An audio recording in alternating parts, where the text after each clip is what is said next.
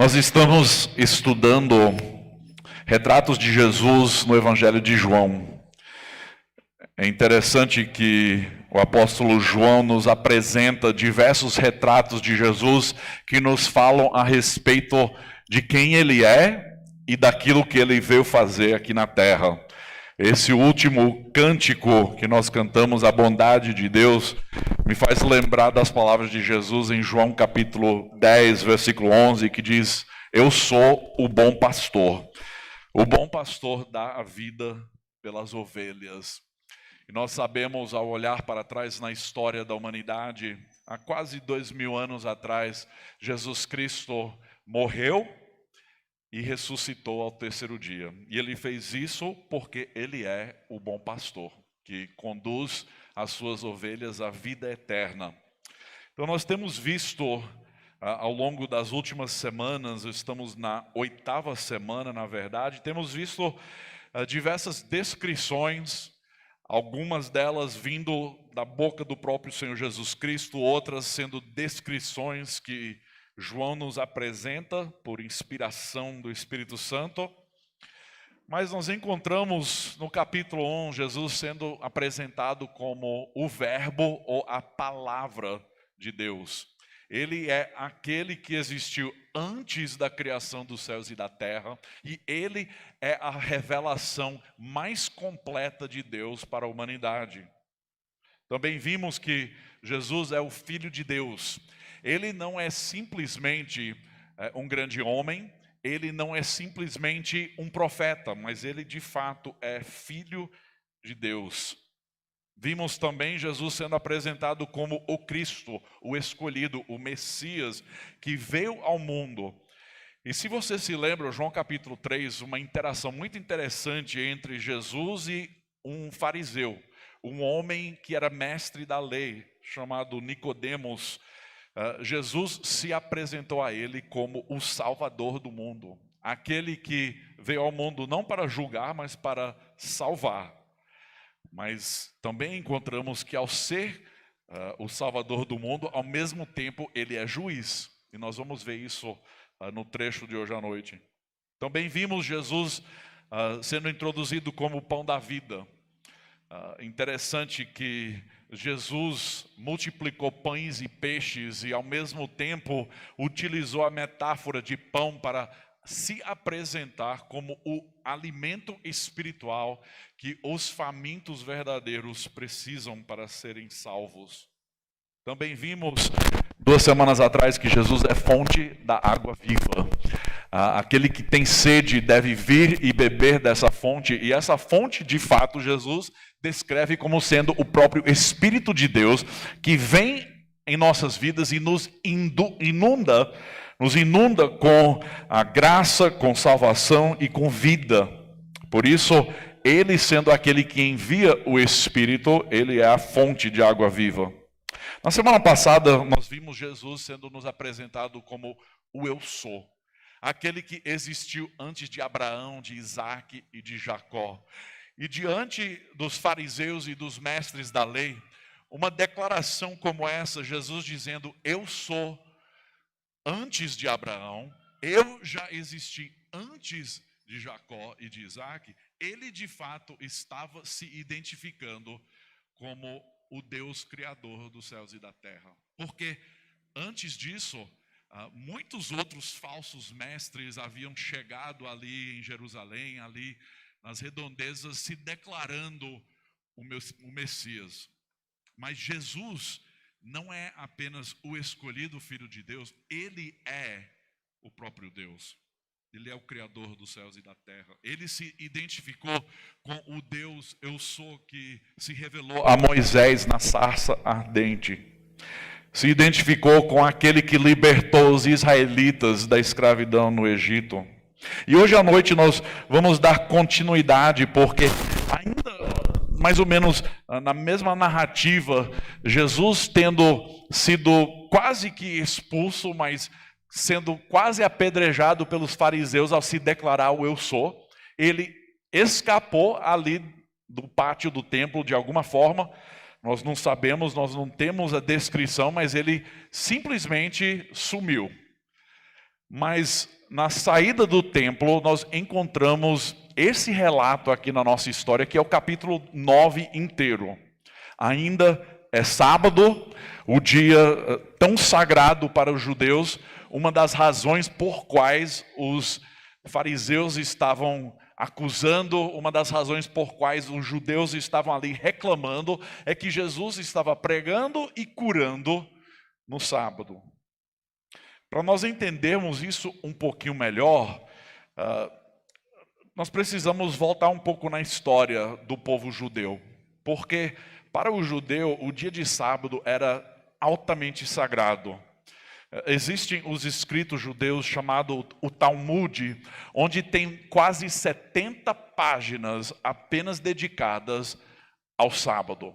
A observação do sábado como o dia sagrado, o dia em que não se podia trabalhar. Inclusive tem um relato muito interessante que aconteceu 2 séculos antes do nascimento de Jesus, onde houve a revolta dos Macabeus, uma revolta de um grupo dentre os judeus que queria tomar poder e queria derrotar os romanos que controlavam e os gregos que controlavam toda aquela esfera. E, de fato, um grego chamado Antíoco Epifânio, que era o rei dos gregos na época, um homem extremamente mau, um homem que queria fazer com que toda a cultura do mundo fosse uma cultura grega. E esse processo na história é chamado de helenização, quando a cultura, a língua e tudo que os gregos faziam estava sendo espalhado por todo o império grego. Então isso chegou e estava dominando toda a terra ali dos judeus, e os judeus estavam debaixo desse controle, e alguns se revoltaram. E nessa revolta, Antíoco Epifânio, ele encarou os judeus, e foi realmente uma derrota total. Os judeus foram massacrados. Diz que mais de 1000 judeus morreram em apenas um dia. E uma das razões principais porque o massacre foi tão grande foi porque os judeus se recusaram a batalhar no sábado. E por isso, ao serem atacados, eles nem sequer levantaram uma arma e foram mortos imediatamente. Para eles, o dia de sábado é sagrado, é altamente importante. Então, para podermos entrar na mente e na vida e na cultura do judeu daquela época, nós precisamos entender essa história. Porque para nós, simplesmente dizer, o sábado, simplesmente mais um dia, mas para eles era sagrado, era de grande importância. E Jesus está ali ensinando, curando e fazendo o que os judeus pensavam ser repreensível. Então eu gostaria hoje à noite de caminhar ao longo desse trecho. Nós não vamos ler o capítulo inteiro de uma só vez, mas nós vamos caminhar, porque esse relato que nós encontramos aqui, onde Jesus se apresenta como a luz do mundo, é um relato em que Jesus vai curar um homem cego. Mas esse relato nós podemos ver como uma encenação, como um teatro dividido em 7 cenas diferentes. Então nós vamos separar as 7 cenas. Vocês vão observar a tabela aí no seu esboço, é um pouquinho diferente do normal, mas devido às interações e a divisão entre as 7 cenas, nós vamos poder entender um pouquinho melhor a interação entre Jesus, os seus discípulos, Jesus e o homem cego, e também Jesus, os fariseus e todos os judeus que estavam ali. Então, lembrando, Jesus havia sido quase que expulso do templo, na verdade queriam matá-lo. Jesus sai do templo, é sábado, logo após a conclusão do festival dos tabernáculos, a festa dos tabernáculos, e Jesus está ali, provavelmente caminhando na descida que sai do templo e vai passar por várias piscinas, várias fontes. Tem uma escada que ainda nos dias atuais você pode ver. A escada onde os turistas hoje passam não é a mesma escada, mas você pode entrar atrás de uma parede, um muro, e ver a escadaria original, essas de pedra que levava do templo até as partes mais baixas ali das redondezas. Vamos lá. João capítulo 9. João capítulo 9, e nós vamos ver a primeira cena.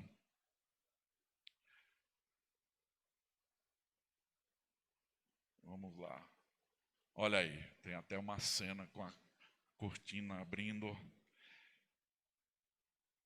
Versículos de 1 a 7. João capítulo 9, começando os versículos de 1 a 7. Diz assim a palavra de Deus: Enquanto Jesus caminhava, então lembrem-se, Jesus saiu do templo, enquanto ele caminhava, viu um homem cego de nascença. E os seus discípulos perguntaram: Mestre, quem pecou para que este homem nascesse cego? Ele ou os pais dele? Jesus respondeu: Nem ele pecou, nem os pais dele, mas isso aconteceu para que nele se manifestem as obras de Deus. É necessário que façamos as obras daquele que me enviou enquanto é dia. A noite vem, quando ninguém pode trabalhar. Enquanto estou no mundo, sou a luz do mundo. Depois de dizer isso, Jesus cuspiu na terra, fez lama com a saliva e com a lama untou os olhos do cego. Então disse ao cego: Vá lavar-se no tanque de Siloé. Siloé quer dizer enviado. O cego foi, lavou-se e voltou vendo. Nessa primeira cena, nós encontramos três atores, digamos. Primeiro sendo Jesus, depois os discípulos e terceiro, o homem cego. E aqui nós encontramos Jesus sendo descrito como rabino ou mestre. É um título, na verdade, que os discípulos chamavam Jesus regularmente. Mestre ou rabino, que significa um instrutor, alguém que ensina. Jesus também apresenta a si mesmo como sendo a luz do mundo, igual como ele já havia falado no capítulo anterior. Se você vê capítulo 8, versículo 12, você vai ver Jesus falando a mesma coisa. De novo, Jesus lhes falou dizendo: Eu sou a luz do mundo. Quem me segue não andará nas trevas, pelo contrário, terá a luz da vida. E o que nós vamos encontrar aqui nessa narrativa entre Jesus, seus discípulos e o homem cego, é na verdade um retrato de cegueira espiritual e uma cura espiritual que pode vir apenas através de fé. Apenas naquele que crê verdadeiramente em Jesus. Então, nós somos apresentados aqui a dois tópicos: cegueira e pecado. A cegueira, o homem está cego. Na verdade, muitas vezes as pessoas vinham até Jesus para ser curado, né? Nós encontramos os leprosos, encontramos a mulher que tinha uma hemorragia, e as pessoas vinham até Jesus com o intuito de ser curado. Mas aqui nós encontramos Jesus indo ao encontro do cego, um pouco diferente. E eu creio, na minha humilde perspectiva, que Jesus estava utilizando um momento não apenas para curar, mas para ensinar, que ele veio tirar cegueira espiritual para que as pessoas pudessem vê-lo como a luz do mundo. Então aqui nós temos algumas perguntas. Os discípulos fizeram a Jesus: Mestre, quem pecou para que esse homem nascesse cego? Isso, na verdade, é algo muito comum para o ser humano. Quando algo ruim acontece, uma pessoa adoece, a primeira coisa que nós pensamos é o que foi que a pessoa fez errado, né? O que é que Deus está castigando? Qual é o pecado que foi cometido aqui? Foi justamente o pensamento dos discípulos. Agora, a resposta de Jesus não é que os pais e esse cego estavam isentos de pecado em suas vidas, mas que não era por causa do seu pecado que ele havia nascido cego. Na verdade, Jesus vai dizer: nem ele nem os pais. Não foi o pecado deles que fez isso acontecer. Isso aconteceu para que neles manifestasse o quê? Leia aí, o que é que diz? Para que nele manifestasse a glória ou as obras de Deus, né? A evidência do Deus Criador dos céus e da terra, todo-poderoso, vindo ao encontro do ser humano que encontra-se em cegueira. Então, nós que conhecemos bem o relato das Escrituras, sabemos que todo mal, toda doença, nós podemos traçar de volta ao pecado original. O mundo em que vivemos encontra-se debaixo da maldição de Deus e nós hoje experimentamos doenças, cegueira.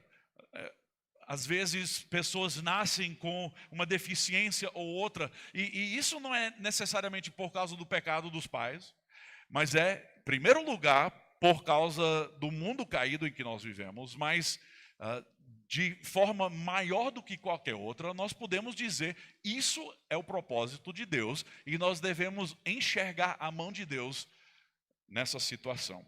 Seja uma doença, seja outra luta por qual nós passamos. Então essa é a primeira cena. Encontramos o homem sendo curado por Jesus. Não sei de você, mas nos dias de hoje, todo mundo usando máscara, a gente pensa, puxa, Jesus cuspindo, fazendo lama e passando nos olhos do cego, parece um pouco nojento, né? Mas por que Jesus fez isso? Quando em outros casos Jesus simplesmente falou e a pessoa foi curada.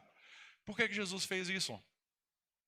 Eu não sei dizer, mas Jesus faz o que quer e tudo faz parte dos seus propósitos. De alguma forma, houve o toque pessoal em que Jesus tocou nos olhos desse homem. Não foi a lama que curou o homem, não foi o fato dele descer até o tanque de Siloé para lavar os seus olhos que ele foi curado, foi porque ele experimentou o toque de Jesus. Isso nos leva à segunda cena, versículos de 8 a 12. Continuemos o relato.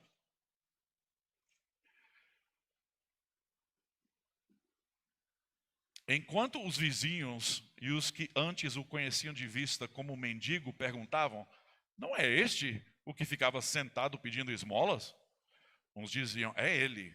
Outros, não, mas se parece com ele. O homem dizia, sou eu. Então lhe perguntaram, como foram abertos os seus olhos? Ele respondeu, o homem chamado Jesus fez lama, passou nos meus olhos e disse, vá ao tanque de Siloé e lave-se. Então fui, lavei-me e estou vendo. Eles perguntaram, onde está ele? Respondeu, não sei. Uma interação com o homem e os seus vizinhos, né? Pessoas que, talvez amigos que foram criados ali ao lado dele, outros que haviam observado de longe ele sentado todo dia pedindo esmolas. Ele era simplesmente conhecido como cego. Ele nunca tinha visto. Ele nasceu cego, o que o relato nos diz. E a descrição de Jesus aqui. O homem, quando foi perguntado por seus vizinhos, quem foi que fez isso? Quem foi que lhe curou? Ele disse, foi o homem chamado de Jesus. Nas suas palavras, a gente ainda não vê um relacionamento entre esse homem e aquele que o curou. Nós encontramos ele simplesmente dizendo, foi aquele que é chamado de Jesus. E quais são os assuntos principais? A identidade do homem. Ele, de fato, era quem as pessoas tinham visto ao longo de toda a sua vida. As pessoas perguntaram, mas talvez é outro, talvez não é alguém simplesmente parecido com ele. Por quê? Porque essas pessoas, com certeza, nunca haviam visto um milagre tal. Não é rotina ver milagres. Um milagre não é rotineiro justamente porque é algo grande, algo sobrenatural, algo que não acontece regularmente. Existem pessoas que estão sempre atrás de cura, de uma bênção, de um milagre. Mas a verdade é que os milagres são feitos de acordo com os propósitos de Deus e no momento de Deus. E a Bíblia até diz que é uma geração incrédula que busca sinais e milagres. Então esse milagre certamente foi algo que chamou a atenção. As pessoas nunca tinham visto algo igual. Eu nunca vi algo igual. Um cego passando a ver. Um homem que nasceu cego e já adulto passando a enxergar. Bem que nos dias atuais existem certas cirurgias que podem até resultar em algo tal, mas imaginem o espanto, a maravilha, as pessoas querendo saber quem foi que fez isso. Foi o homem chamado Jesus. Então nós encontramos aqui o homem simplesmente relatando o que aconteceu, assim como qualquer um de nós teria feito. E as pessoas curiosas querem saber quem é. Jesus já era conhecido. Jesus, por pregar, por curar e por se demonstrar diferente de qualquer outro. Até a maneira como ele ensinava, a autoridade com que ele ensinava, certamente era diferente. E as pessoas ficaram sabendo, multidões o seguiram para ver o que ele havia feito. Então isso nos leva à terceira cena, dos versículos 13 ao 17. Então, lembrem-se, ele estava junto com seus vizinhos e esses vizinhos levaram aos fariseus aquele que antes era cego. Por quê? Não fazia sentido na mente deles. Então vamos levar para os mais religiosos, os mestres da lei que devem entender alguma coisa.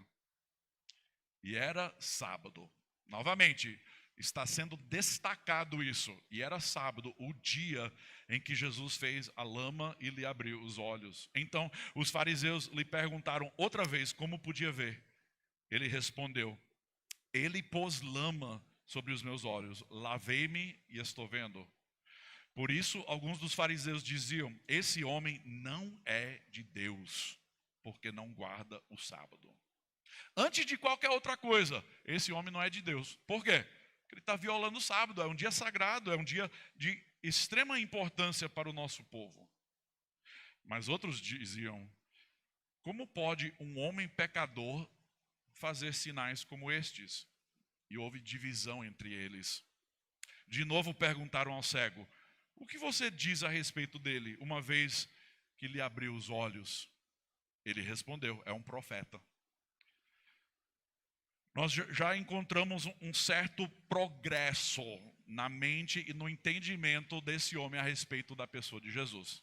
É o homem chamado Jesus, é um profeta, de alguma forma é alguém diferente de alguém que eu já conheci, de qualquer outro que eu já conheci. E aqui nós encontramos os fariseus interagindo com o homem cego, novamente fazendo as mesmas perguntas que os vizinhos haviam feito. Como é que você agora pode ver? Como é que você foi curado dessa forma? E nos explique como é que foi. E ele contou: esse homem passou a lama nos meus olhos, eu desci até o tanque Siloé, lavei os olhos e eu passei a enxergar. E a pergunta surge entre eles: como é que pode, é um pecador, viu? Aqui vai estar soletrado errado ali, não é um pecador, não, é um pecador.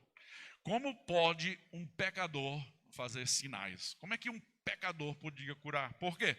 Porque uns diziam: é um pecador, ele não vem de Deus, porque ele não guarda o sábado. E os outros estavam dizendo: mas olha o milagre que ele fez, olha a cura. Se ele não vem de Deus, como é que um pecador consegue fazer uma coisa tal? Isso criou divisão entre eles. Nós encontramos isso acontecendo, na verdade, ao longo de toda a história de Jesus. Pessoas se dividiam. Alguns creram e outros negavam. Alguns seguiam e outros voltavam suas costas. Alguns obedeceram e outros traíram. Mas nós encontramos aqui que todo ser humano encarado com a pessoa de Jesus, encarando a pessoa de Jesus, tem que chegar a uma conclusão. Ele é quem ele disse ser, ou ele é um mentiroso, um lunático, ou pior, ele é do diabo, do inimigo. É justamente onde esses homens estão querendo chegar. Aí perguntam: o que você diz a respeito? Perguntando ao homem: quem você diz que ele é? Aí o homem, ele é um profeta, né? Certamente tem que ser um profeta. Por quê? Porque olhando para trás na história do povo de Israel, quem foram aqueles que curaram, que fizeram milagres e por meio dos quais os sinais aconteceram. Quem foram? Foram os profetas. Elias, Eliseu, Moisés. Foram os profetas, foram aqueles escolhidos por Deus para se destacar no momento único da história para revelar alguma coisa ao ser humano. Então esse homem está identificando Jesus com o profeta, porque na fé dele, no entendimento dele, é a única coisa que faz sentido. Mas vamos continuar a história, versículos 18 a 23. Os judeus não acreditaram que ele tinha sido cego e agora podia ver, enquanto não chamaram os pais dele e lhes perguntaram: é este o filho de vocês, que vocês dizem que nasceu cego? Como é que agora ele está vendo? Então os pais responderam: sabemos que este é o nosso filho e que nasceu cego, mas não sabemos como agora está vendo. E também não sabemos quem lhe abriu os olhos. Perguntem a ele, pois já tem idade e poderá falar por si mesmo.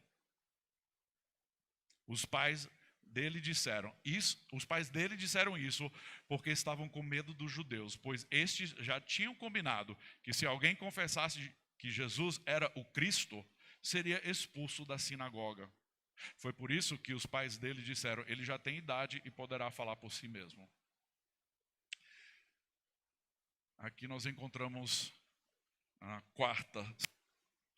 E na quarta cena nós vamos encontrar os judeus interagindo com os pais do homem cego. Ele provavelmente está ali perto, porque essa interação é um grupo de pessoas. E a descrição de Jesus aqui é: não sabemos quem ele é. Os pais não queriam assumir nada, né? Os pais já ouviam dizer que qualquer um que se identificasse com Cristo, qualquer um que dissesse que Jesus é o Messias, iria ser expulso do templo. Nunca mais a ter acesso à adoração pública que os judeus experimentavam. Então, por isso eles falaram com medo.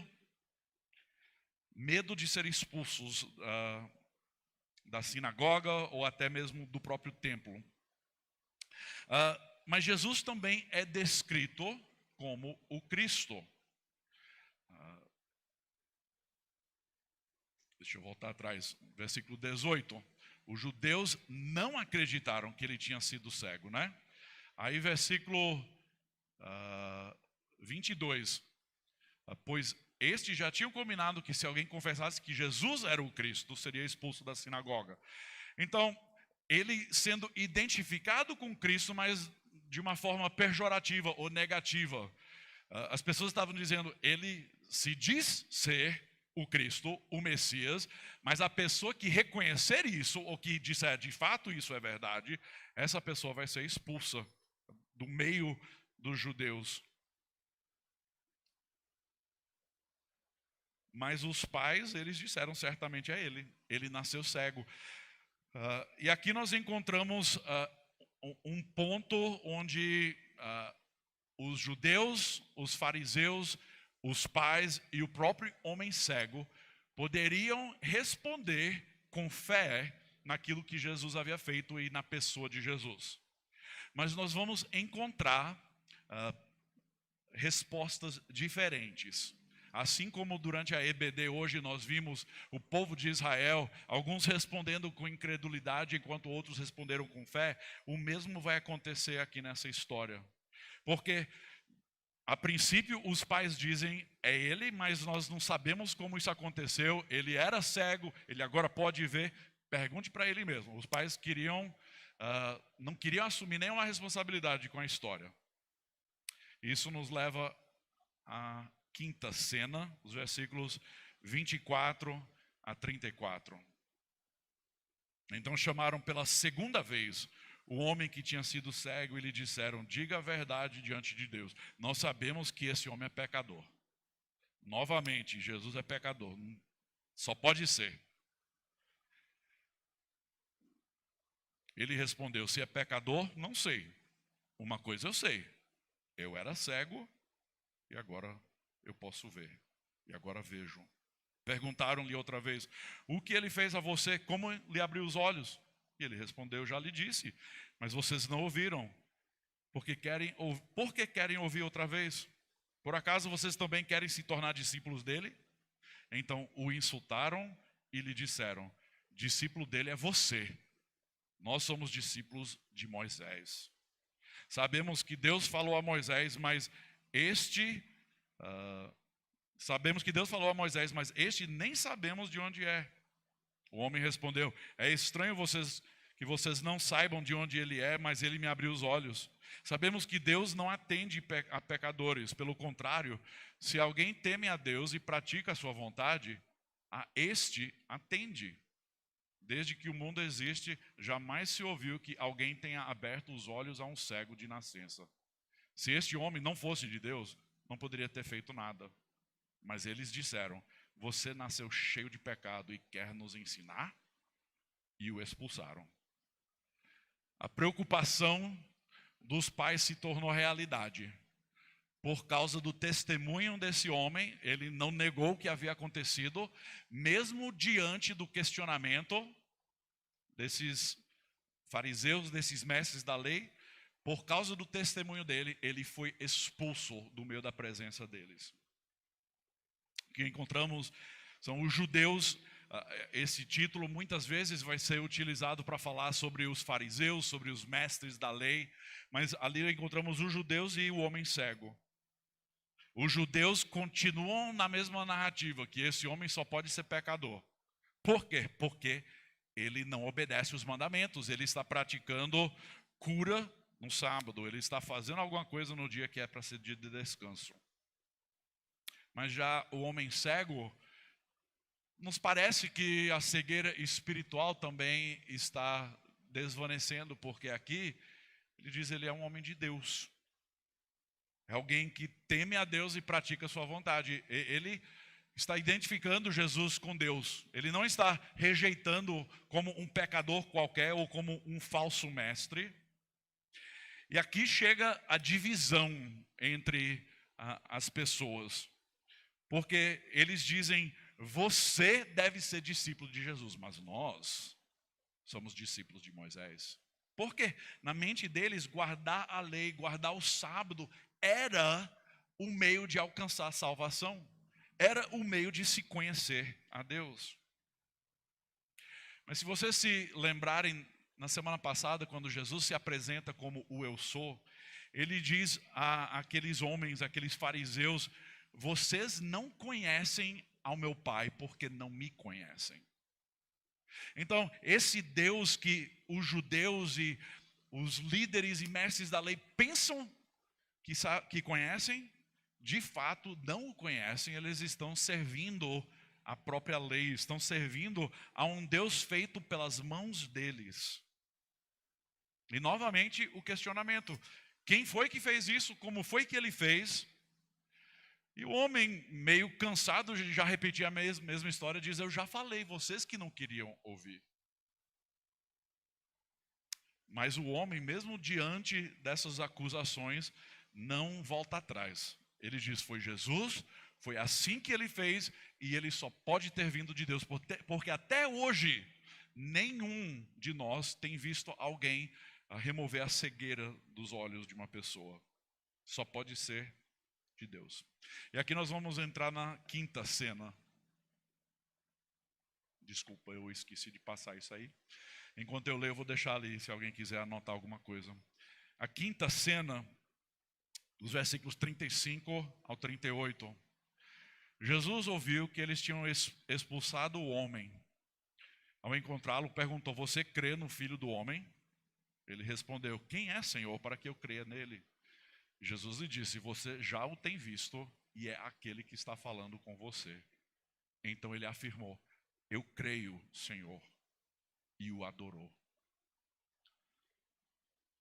Duas respostas diante da mesma pessoa, diante do mesmo milagre. Alguns vão responder dizendo: ele é um falso mestre, ele é um pecador, ou pior, ele vem do inimigo. Enquanto esse homem, nascido cego, vai responder com fé. Ele não simplesmente tem a cegueira física removida dos seus olhos, mas a cegueira espiritual também é removida ao ele se encontrar com o Filho de Deus. o Messias, o escolhido para trazer salvação. Eu creio. E qual é a resposta da fé dele? A resposta para a fé dele é adoração. Adoração. Jesus conversando agora só ele e o homem cego. Jesus se apresenta como o escolhido de Deus, como o Salvador, como aquele que veio para libertá-lo. Como é que nós sabemos tudo isso? Porque ele diz: você crê no Filho do Homem? Todo bom judeu que conhece o Antigo Testamento sabe quem é o Filho do Homem. O Filho do Homem é um título dado exclusivamente ao Messias, ao escolhido por Deus para trazer libertação para o seu povo. Jesus diz: sou eu. Jesus havia feito um milagre, mas o milagre em si não foi o que levou à fé, porque nós encontramos outras pessoas vendo o mesmo milagre, respondendo com incredulidade. Então, meus queridos, tem muitas pessoas que dizem: se Deus fizesse tal coisa, aí sim eu iria crer. Se Deus simplesmente curasse a minha esposa que está enferma, aí sim eu iria crer. Se Jesus simplesmente me desse dinheiro, ou me desse o emprego dos meus sonhos, ou me desse isso, me desse aquilo, aí sim eu creria. Meu querido, até pessoas que recebem um milagre de Deus podem rejeitar esse milagre e aquele que fez o milagre. Porque isso aconteceu ao longo de toda a Bíblia. Pessoas vendo a mão de Deus, obviamente agindo e respondendo com incredulidade. Por quê? Porque o ser humano é pecador. Porque no fundo de todo ser humano nós somos depravados, nós estamos totalmente cegos. E nós precisamos de um Salvador que pode abrir os nossos olhos para vê-lo como a luz do mundo. E é isso que Jesus fez ao se encontrar com esse homem. Eu sou aquele que está falando com você. Eu sou o Salvador, eu sou o Messias. Eu sou a luz do mundo. E aqui eu encontrei na minha leitura e no meu estudo esse pastor que já é falecido, mas em uma das suas pregações, nesse trecho, ele disse: o testemunho ardoroso de um cristão vale mais que uma biblioteca cheia de argumentos e apologética.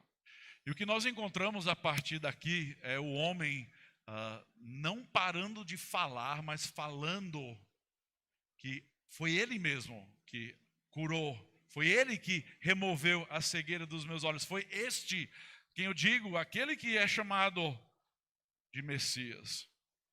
E ao crer verdadeiramente em Jesus como o Filho de Deus, ele pode se tornar o maior dos evangelistas, simplesmente pelo encontro que ele teve com Jesus. Nós podemos ter argumentos filosóficos, nós podemos ter um entendimento claro de quem Deus é e daquilo que ele faz, mas o testemunho de uma pessoa transformada vale muito mais do que livros e livros repletos de argumentos teológicos. E é por isso que Jesus chama os seus discípulos a serem testemunhas em todo lugar, a pregar o evangelho a toda criatura, a fazer discípulos de todas as nações. Por quê? Porque nós fomos transformados, nós tivemos um encontro com a luz do mundo, ele removeu a cegueira dos nossos olhos. E agora nós chegamos na última cena, versículos 39 a 41. Jesus continuou dizendo: eu vim a este mundo para juízo, a fim de que os que não veem, vejam, e os que veem, se tornem cegos. Alguns dos fariseus que estavam perto dele perguntaram: por acaso somos cegos? Jesus respondeu: se vocês fossem cegos, não teria pecado algum. Mas porque agora dizem, nós vemos, o pecado de vocês permanece. Mas porque agora vocês dizem, nós vemos, o pecado de vocês permanece. Uma interação bem peculiar entre Jesus e os fariseus, e tem até bons filósofos e teólogos que leem esse trecho e ficam coçando a cabeça. Porque Jesus diz que ele vem para aqueles que não reconhecem que são cegos, mas são cegos. E vejam de novo, eu vim a este mundo para juízo. Como é que aquele que curar acabou de se chamar de luz do mundo, está dizendo vim para o juízo? Como é que este está dizendo eu vim para que os que não veem vejam e os que veem se tornem cegos? A verdade é que tem muitas pessoas seguindo religiosidade, querendo obedecer uma lista de regras para entrar no céu. E a verdade é que essas pessoas pensam que elas têm a fé verdadeira. Elas não reconhecem que elas, de fato, estão cegas. Mas aqueles que chegam numa conclusão que são cegas, assim como aquele homem, pessoas que reconhecem que não podem ver nada e Jesus se revela como a luz do mundo, essas pessoas passarão a enxergar. É por isso que até no relato, a mensagem do monte, o sermão do monte, ali no capítulo 5 de Mateus, Jesus vai falar que bem-aventurados são os humildes. Bem-aventurados são os pobres de alma. Bem-aventurados são aqueles que são carentes de alguma forma ou de outra. Por quê? Porque o que entra no reino do céu não é a pessoa que se acha. Não é a pessoa que pensa que está obedecendo, está fazendo tudo certinho. Que guarda o sábado, que vai à igreja. Os seus pais eram crentes. A minha genealogia inteira, olhando para trás, pode ver o meu pai, meu avô, meu bisavô, todos eram crentes, então eu também devo ter acesso ao reino de Deus. Pessoas assim são cegas porque não reconhecem sua própria cegueira. Pensam que conseguem ver, de fato, elas são as velhas que são cegas. Se vocês fossem cegos, não teriam pecado algum, mas porque agora dizem, nós vemos, o pecado de vocês permanece. Jesus aqui não somente está abrindo olhos de um cego de forma física, ele está abrindo os olhos espirituais desse homem para ver a luz do mundo, mas ele também está dizendo, eu sou aquele que perdoa pecados. Sou aquele que perdoa os pecados daqueles que são cegos e passam a me ver como a luz do mundo. Mas vocês que pensam que veem, vocês que pensam de fato que estão obedecendo à lei de Deus, em vocês o pecado permanece. Jesus veio ao mundo para salvar ou para julgar? Sim, Jesus veio para fazer ambas as coisas. Porque se Jesus veio para salvar, certamente quem o nega já está condenado. Jesus mesmo diz isso no capítulo 3 desse mesmo evangelho, quando ele está falando com Nicodemos. Eu vim ao mundo não para condenar o mundo, mas que o mundo fosse salvo. Mas continuando ele vai dizer, mas todo aquele que não crê já está condenado. A vinda de Jesus é uma vinda de salvação para alguns e juízo para outros. Novamente, o trecho que se encontra no capítulo 8, Jesus lhes falou dizendo, eu sou a luz do mundo, quem me segue não andará nas trevas, pelo contrário, terá a luz da vida. Para encerrar hoje à noite com uma aplicação prática, ainda no capítulo 8, nós vimos esse trecho na semana passada, versículo 19, Jesus disse, vocês não conhecem a mim e não conhecem o meu Pai. Se conhecessem a mim, também conheceriam o meu Pai. Juntando esses dois trechos, Jesus fala, você precisa me seguir. Você precisa me conhecer. E eu digo para você, meu querido, que Jesus ainda hoje está fazendo o mesmo convite. Você precisa me seguir. Você precisa me conhecer. Você precisa reconhecer que é pecador. Você precisa crer em mim como o Salvador, como o único capaz de remover a sua cegueira espiritual.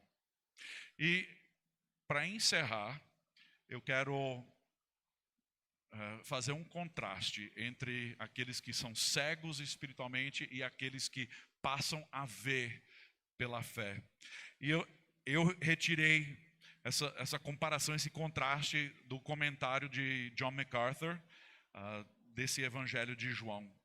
Ele diz que todos que continuam numa cegueira espiritual apresentam certos sintomas, e fica claro nessa narrativa de João capítulo 9 que essas coisas aconteceram. Primeiro, a pessoa que está cega espiritualmente, ela recebe o juízo. Jesus vem com juízo. Segundo, é uma pessoa que não reconhece sua cegueira. Uma pessoa se acha ser perfeita ou santa, ou pelo menos tem a fé verdadeira. Terceiro, é uma pessoa que rejeita a oferta de visão espiritual. As pessoas tinham a mesma situação, a mesma pessoa diante delas, Jesus falando as mesmas palavras, elas poderiam ter respondido com fé, mas não, negaram, e por final isso resulta em condenação.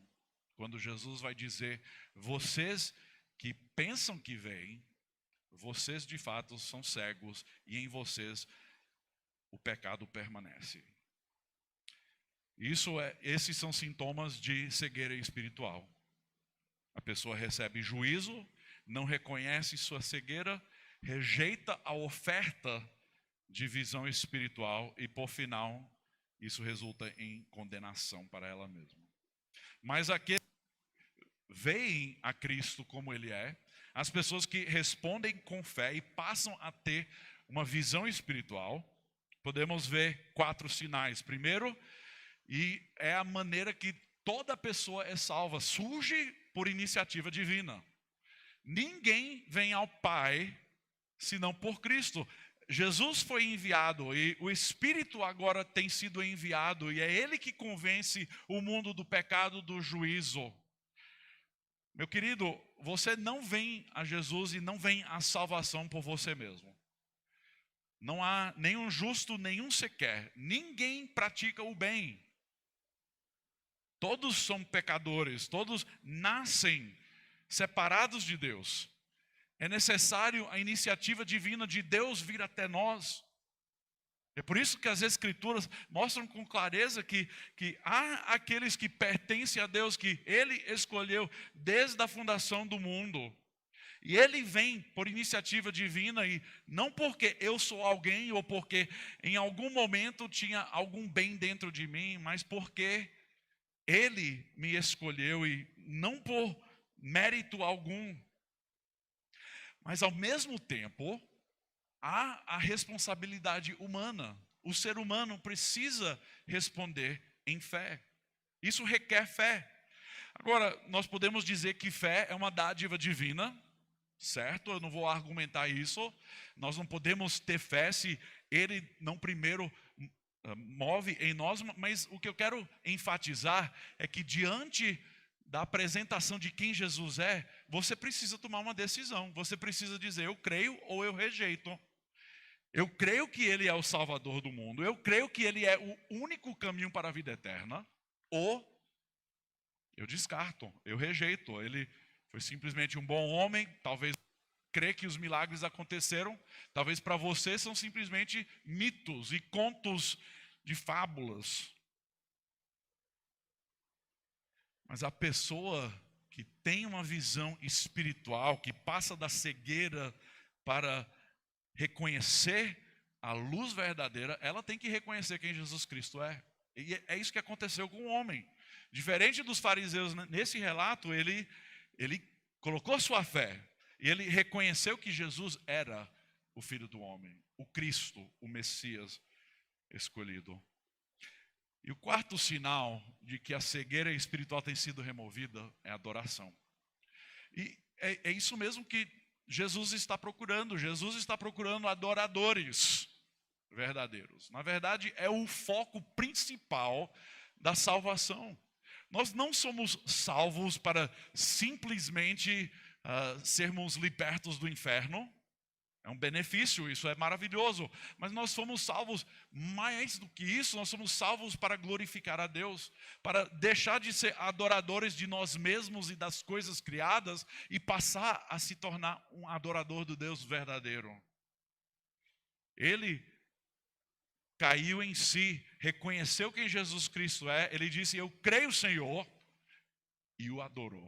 O que ele fez? Ele cantou, ele caiu de joelhos, ele dançou.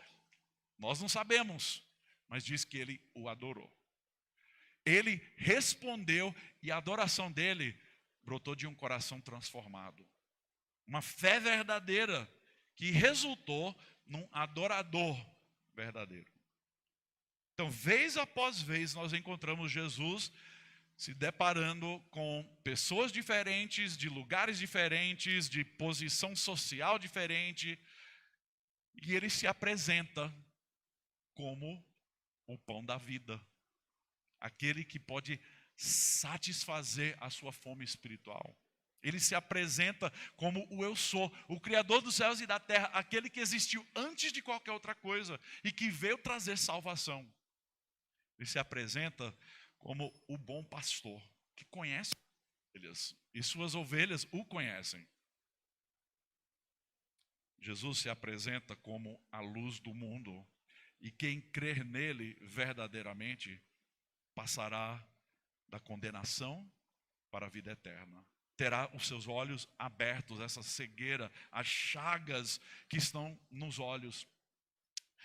Meus queridos, quando você olha no mundo ao seu redor e vê criminalidade, quando você vê pecados, pessoas fazendo coisas terríveis, é muito fácil nós olharmos para essas pessoas e condenar essas pessoas. Mas a verdade é que todos nós somos nascidos pecadores. Todos nós nos encontramos numa condição separada de Deus e nós precisamos nos deparar com o Cristo, o ressurreto, aquele que existiu antes de todas as coisas. E você precisa decidir. Ele é o meu Salvador? Ele é meu Senhor?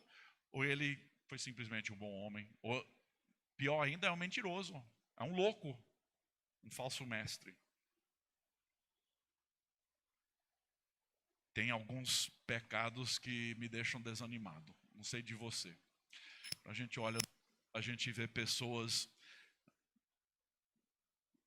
Recentemente nos Estados Unidos o grande debate tem sido sobre o aborto provocado. E por muitas décadas as pessoas diziam que nós não estamos tirando vida porque é simplesmente tecido, né? Não é uma vida até que começa a respirar por conta própria. Mas a ciência já desmentiu isso, a biologia já desmentiu isso. E nós temos que chegar a uma conclusão. Como é que uma pessoa que está grávida com um bebê, está com 8 meses de gestação, pode dizer isso não é uma vida? Como é que uma pessoa pode racionalmente chegar à conclusão de que é certo abortar essa vida? E a única conclusão que você pode chegar é que a pessoa está cega. Não há outra razão. Uma situação tão óbvia.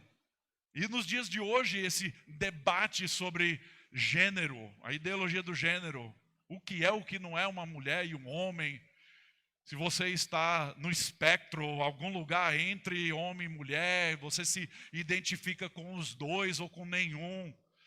Meu querido, é óbvio, Deus no início criou homem e mulher. Não há outro gênero, não há uma lista de incontáveis números de gêneros nesse espectro. Você pode coçar a cabeça e pensar, como é que as pessoas, como é que o mundo ao nosso redor pode pensar dessa forma? E a resposta é simples, é cegueira espiritual. As pessoas pensam que vêm, mas não vêm. Mas a pessoa que tem um encontro com Jesus Cristo, as chagas são removidas dos olhos e a pessoa cai de joelhos perante o Salvador e diz, eu creio, e passa a se tornar um adorador verdadeiro. Meu querido, essa pessoa tem experimentado o maior milagre de todos, que é a salvação. Vamos orar.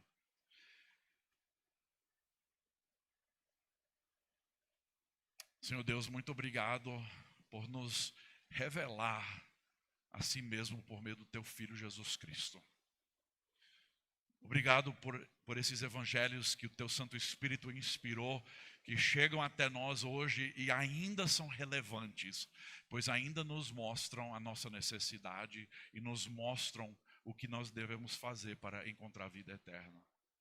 Pai, nós te louvamos porque Jesus Cristo foi obediente e seguiu o caminho que foi preparado na eternidade passada, de viver uma vida sofrida, de ser perseguido por muitos, de ser morto, de carregar sobre si o peso, a culpa do meu pecado. Pai, obrigado, eu te louvo, porque o Senhor veio até mim, veio até nós e removeu as chagas dos nossos olhos, permitindo que nós pudéssemos enxergar Jesus como a luz do mundo. Ó Deus, eu sei que há pessoas provavelmente aqui em nosso meio que ainda andam em trevas. A verdade é que muitos vão dizer Senhor, Senhor no finais dos tempos, mas o Senhor vai dizer apartai-vos de mim porque eu não conheço. Pai, tantas pessoas que pensam que podem ver, mas que continuam em seus pecados. Ó Deus, remova as chagas dos olhos. Ó Deus, revela-te a ti mesmo para essas pessoas como o Salvador da humanidade. Ó Deus, se houver alguém aqui em nosso meio, ainda nessa condição, ó Pai, revele hoje à noite, remova a cegueira hoje à noite e que haja salvação aqui em nosso meio. Essa é a nossa oração. E até a volta de Jesus, ó Deus, nos fortaleça e nos capacite para que sejamos fiéis testemunhas dessa salvação, desse evangelho, dessa notícia que transformou vidas 2000 anos atrás e que ainda hoje continua a transformar. Obrigado por tua graça, obrigado por tua misericórdia, porque nós não merecemos nada disso, ó Deus. Nós somos os piores dos pecadores, mas por causa da tua misericórdia, por causa da tua graça, hoje, nós que estávamos cegos, podemos ver. Nós te louvamos e agradecemos em nome de Jesus. Amém.